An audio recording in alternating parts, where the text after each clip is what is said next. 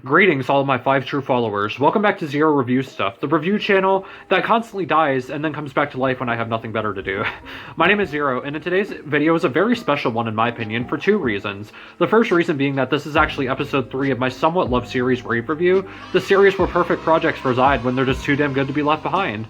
The second reason that this is such a special episode is because the special guest of today's video is Nate the Space God's newest and final mixtape, Falling in Winter's Detour, which was just released today.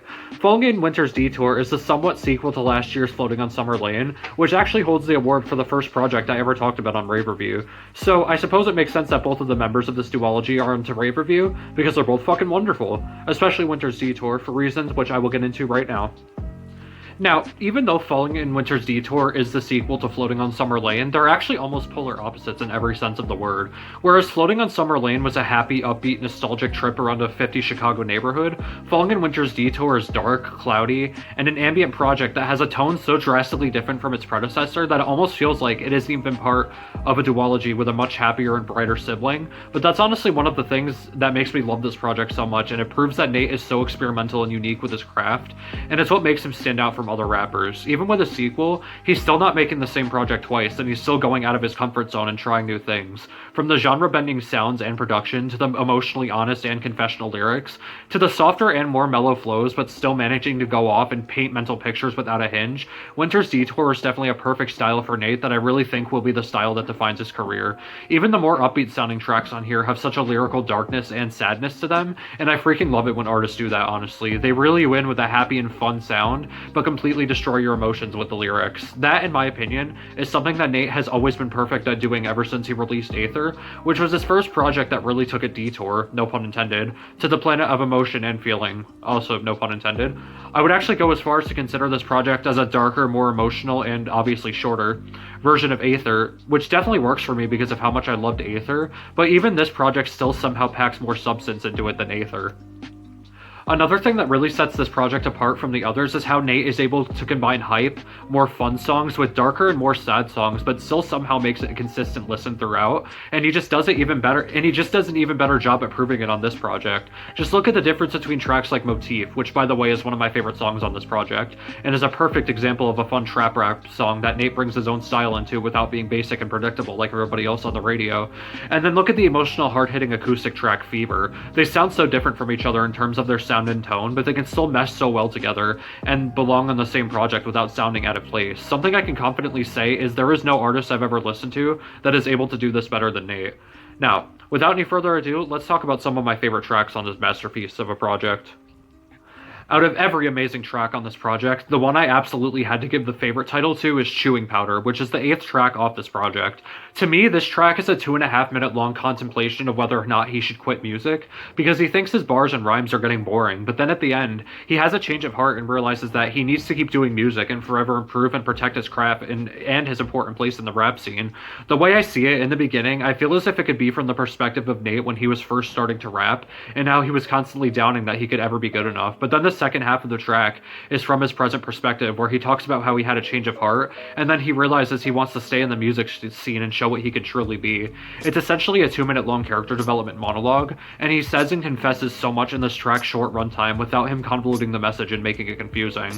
I would even go as far as to say that this track is Nate's most honest track by far. With his wordplay and rhymes and honest barms, you really do feel like you're taking a trip inside of his mind. I really just have no words to describe just how beautifully honest and raw this track is with the message that it successfully conveys. Even the Logic No Pressure inspired beat makes me feel like that the reason he used this beat is because Logic is one of the artists that inspires him most, and that he's one of the rappers that motivates him to keep doing music, so it's almost a shout out to Logic, but it's like a background shout out, if that makes sense. I love that he can work his inspirations into his music without sounding like he's blatantly copying the artist he's trying to show inspiration from. Like I said, I have no words to describe this track's beauty and how confessional it is, so I'll just leave it at this and say that I truly love this track with all of my heart. This track is the most honest that Nate has ever been, and that's why it's one of my favorite tracks on this project, and one of my favorite Nate the Space God tracks in general.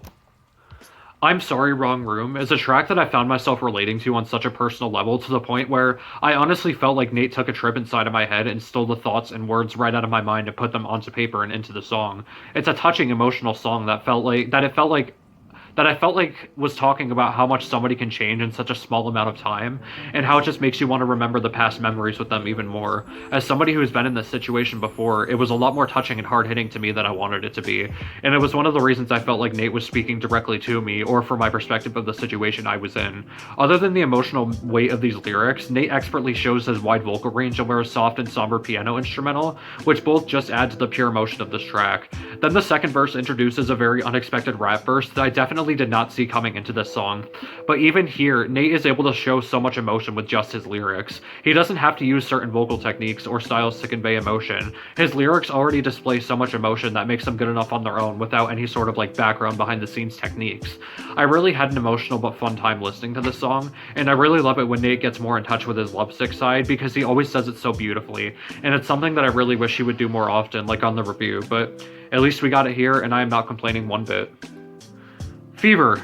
Fever is a track that I really did not expect in the slightest for many more reasons than one. Nate's vulnerable, impactful vocals are backed up by this country-inspired trap beat, and if Nate diving into country is like not expected, then I don't know what is, but he still somehow to make such new styles work to him so beautifully and make them positively stand out without them sounding weird or like unexpected to the point where they just really don't work. The song admittedly is a little repetitive throughout the half of its runtime, but that's until we get one of the best sequences in Nate's entire career out of every project he's ever made. The outro of the song. He just completely lets his soulful, powerful voice take over on this spacey ambient trap beat, which was such a huge change, first of all, and it honestly blew me away in such a way that I would never be able to explain.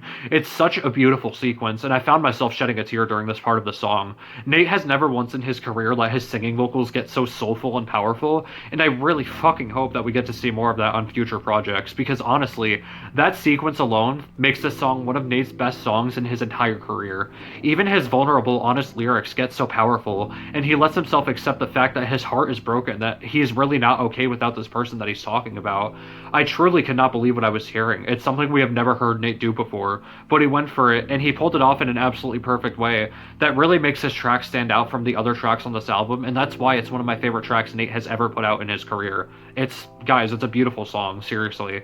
If you go and listen to this album, if you decide to, just be ready for this song, because I promise you it is going to hit you hard, but probably not as hard as it hit me.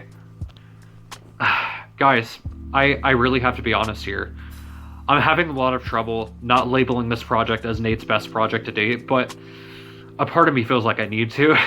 Because of how dark and emotionally powerful it is, and how experimental and different it is while still being reminiscent of past projects, and how many new risks he takes on some of these songs, it's really difficult not to put it on such a high pedestal. Falling in Winter's Detour is an absolutely exhilarating journey of falling to the stars and visiting old and new territories along the way, and I cannot believe some of the things I was hearing on this project. It's full of risk, passion, soul, and I strongly recommend that you go and listen to this project after you watch the video. I was absolutely blown away by how much this project successfully does all that it tries to do, even with all of the risky territory that Nate dives into on this project. I'm giving Nate the Space God's final mixtape, Falling in Winter's Detour, an incredibly strong and competent 10 out of 10, and it truly deserves to have a special place on Rave Review. Like, I truly love this mixtape, and I cannot wait to go back and take another journey into Winter's Detour. Thank you, Nate. Thank you for releasing this. It was incredibly worth the wait, and I just want you to know that I am truly proud of you and how far you've come as an artist. I cannot wait to see how far you've come in the coming years when you get the recognition that you finally deserve for being such a talented, fantastic artist. So, good on you, man. Good for you for releasing this project, because I know it's going to change a lot of lives, and it definitely changed mine. Thank you guys so much for watching this long and emotional episode of Rave Review. I hope you enjoyed watching it as much as I enjoyed making it. Of course, if you did, make sure to drop a like and subscribe if you're new, because in the next review, I'll be taking a trip down memory lane to look at a classic 2000s pop punk album. But until then, my name is Zero, and this has been Zero Review Stuff. Thank you for watching.